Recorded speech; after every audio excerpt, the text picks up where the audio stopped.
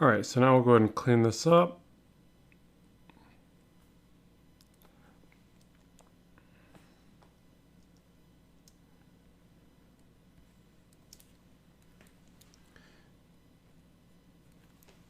Okay, so I like to get a little bit more of a slope in on the trapezius.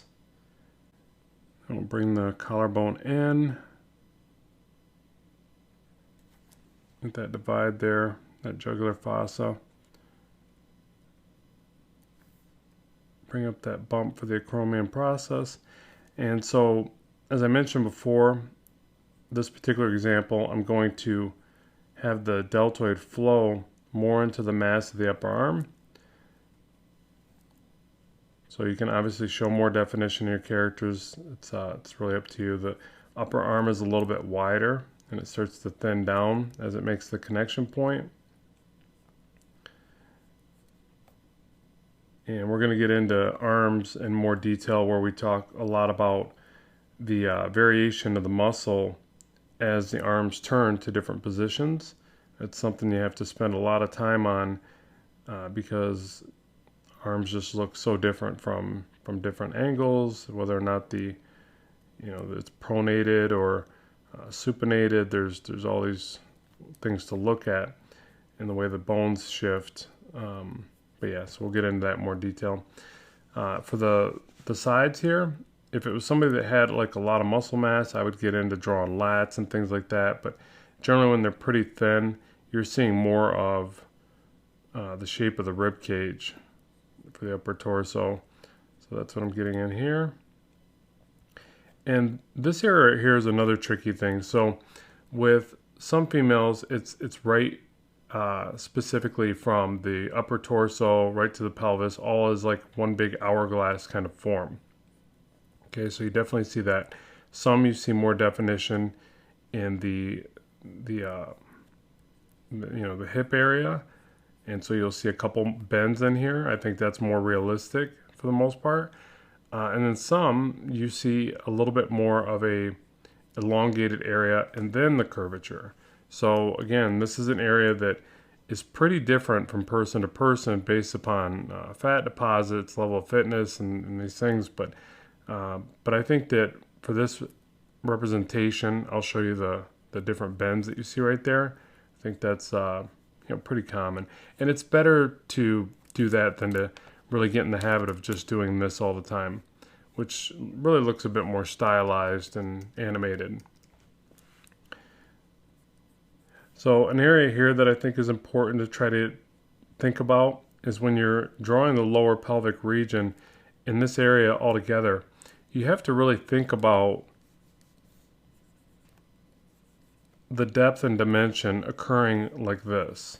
Okay, so this is my attempt at drawing a prism in perspective, and that's why I've angled the edges. I'm trying to, let me draw it to the side, it'll be a bit more clear. So if I draw this over here, and I'm imagining a vanishing point back behind our subject, this would be tilted away from our view. Okay, so from the side, or a little bit from the side, a bit of a side angle, it would look like this. Or maybe not that much tilt, but again, I'm just trying to get you to think about that orientation we talked about from the head, torso to the pelvis. Even though we're drawing a character that's now pretty straight onto our view, we have to still think about this, right? We still have to get this into place. So say this is our little quick model for what this character is really doing. We have to think about that so that when we start to draw in these parts, we start to go, well, the lower abdominal area is receding back, so it's going to taper in a little bit. Same thing with the this line for the lower bit of the pelvis. Like, we have to envision that this is pushing back, that this area, if we were to draw through it, would look a bit more like this. If we were to put like some underwear or something, because you got to remember, like, clothing is excellent for landmarking. It's just really the same concept as using these wrapping lines that we've talked about, that we're going to be doing more of. It's the same idea. It helps you to visualize and think about this stuff receding away from your view in these otherwise static positions. So let me get this arm in. And again, I think it's important to try to flow this anatomy in and around itself. That's what I'm trying to do there. I'm trying to get a little bit more of a softer representation. So even like this line right here makes it feel a bit too angular.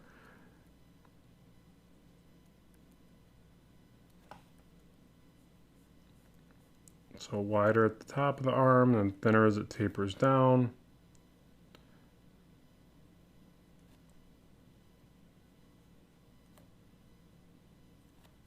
Rib cage like this, abdominal muscles here. I won't show too much definition here, but at least a little bit.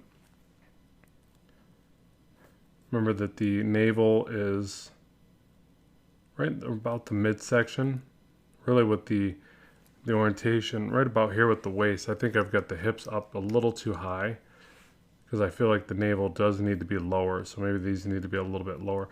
But again, we could think about this also being part of that dimension and curvature, that tilt. But really the tilt is going to occur down here more. This is going to be pretty straight onto our view. So if we picture over here, the abdominal muscles would be about here. They're going to be pretty straight onto our view. The upper torso and the sternum is going to push back, right? And then the hips and pelvis area is going to lean back. So something like that. So again, we have to think about all that as we drop in these little lines and these representations of it. I do feel like the neck needs to be a little bit longer. And keep in mind too, sometimes just thinning out the neck will give the appearance of it being longer. So there's always that scale, you know, by representation of a neighboring part of the body. So there's a lot to be said for that as well. Just, you know, sometimes thinning out just the right area or just nudging. I'm a big fan of just nudging things around. You typically can find some good ways to improve your artwork without redrawing everything. Sometimes just moving things around a little bit will do a lot for it. So I'm going to bring these deltoids in a little bit. Remember, we get that little pocket of depth right there, more noticeable on somebody that's pretty defined, but we still want to place that in there. And then for the nipples, I typically will bring the, you know, this triangle kind of measurement out like this from the center of the collarbones, even though I've got that a bit crooked. Okay, and then as we work down into here, let's pan back a little bit. Try to get more of the full figure in view now. The arms feel a little bit thick, so I'd probably thin those out a bit. And so again, wider here, this portion of the leg.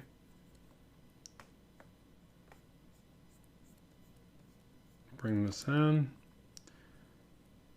Remember, we get a noticeable area of the medial side of the leg there. That bone's pretty noticeably bowed inward and then back towards the ankle.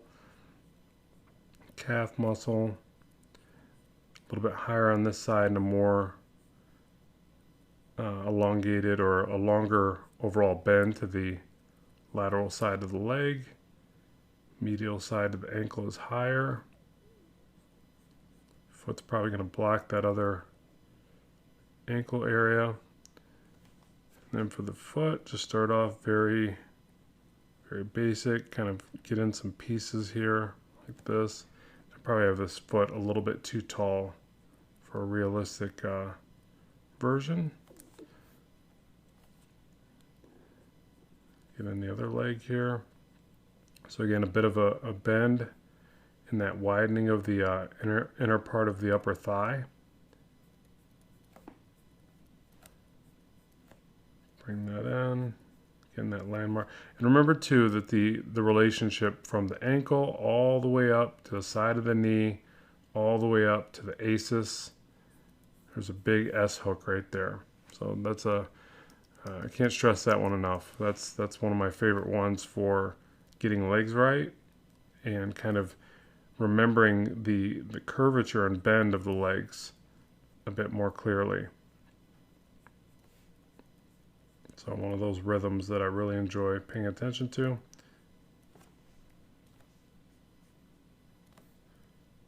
Bring those feet outward from the stance there. Get the knees in there. I'll just kind of hint to the knee area. We're going to get into that in a lot more detail. And then we'll place the hands and we'll just do a basic hand gesture. So real simple here.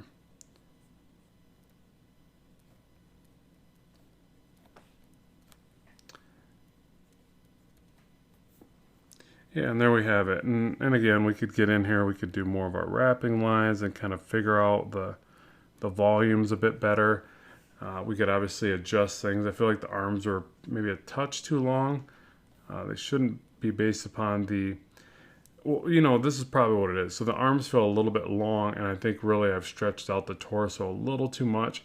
But the main thing is that I want you to get that, yes, one thing will affect the other, like we've talked a little bit about neighboring proportions, right? But at the same time, you have to make a decision first. You have to get some of this going, and then you pull back on certain areas. You know, you develop it further, and you say, okay, I'm going to do another version, and I'm going to make the arms a little bit shorter, and I'm going to make the torso a little bit shorter, the legs longer, whatever your goal is. But you kind of have to first make a decision and get things on the page. But I can't stress enough how much the Heads Tall model gave me a sense of at least a starting point. And then I would probably use the character themselves as, well, I do use the character themselves as the next revision. So if I wanted to improve upon this, I'm just going to get rid of my rough sketch. You know, first I'm just going to try to adjust pieces of it, but also I'm going to try to reanalyze the approach. And by that, I mean I'm going to set it off to the side, and I'm going to draw another one, and I'm going to try to reanalyze what steps I made and then gauge those proportions as I go through those steps again. So let's stop here, head over to the next lesson and continue on. So with that, let's move forward.